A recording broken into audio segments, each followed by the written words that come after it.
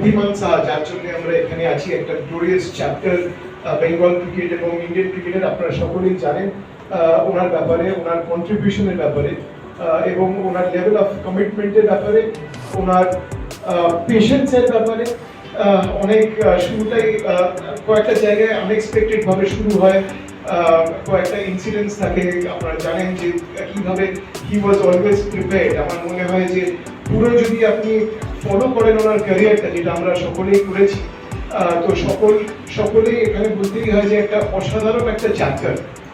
কারণ এখানে যদি আপনি দেখেন যে শুরু যখন হয়েছিল সেটা, বা কিভাবে বেঙ্গলের হয়ে যখন উনি খেলা শুরু করেন, সেইখানে দ্বীপের ব্যাপারটা ছিল। তারপরে ওখান থেকে যখন আইসিএল এর চ্যাপ্টারটা আসে, তারপরে যখন মানে আসে, ওই জায়গাটা ফিল আপ করে। কারণ সকলেই আমরা ওখানে তাকিয়েছিলাম যেন বেঙ্গল ক্রিকেট কোনোভাবে সাফার না করে, সেটা সবসময় উনি মাথায় রেখেছে আর এখন অব্দি রেখে যাচ্ছেন।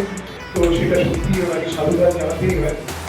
এছাড়া যখন ইন্ডিয়ার হয়ে উনি খেলেন, তখন আপনি দেখেছেন যে ওনাকে ওয়েট করতে হয়েছে, কখনো হয়তো ওনাকে দেখা গেছে সাবস্টিটিউট ফিল্ডার হিসেবে, সেখানেও উনি এক্সেল করেছেন।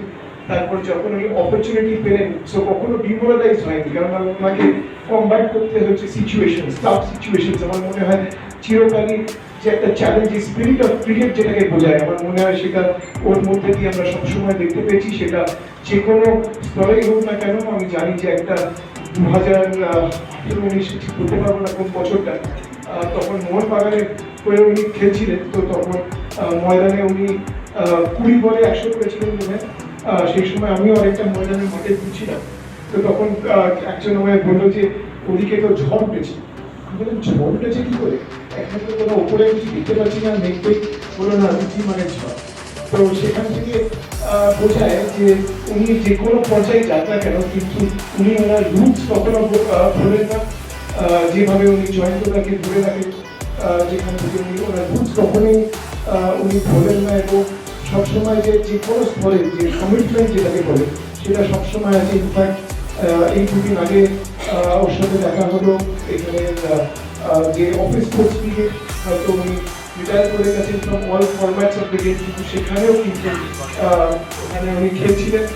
তো উনি সেখানে পুরো মন দিয়ে খেলেছেন এবং it is trying to be his best. এখানে যদি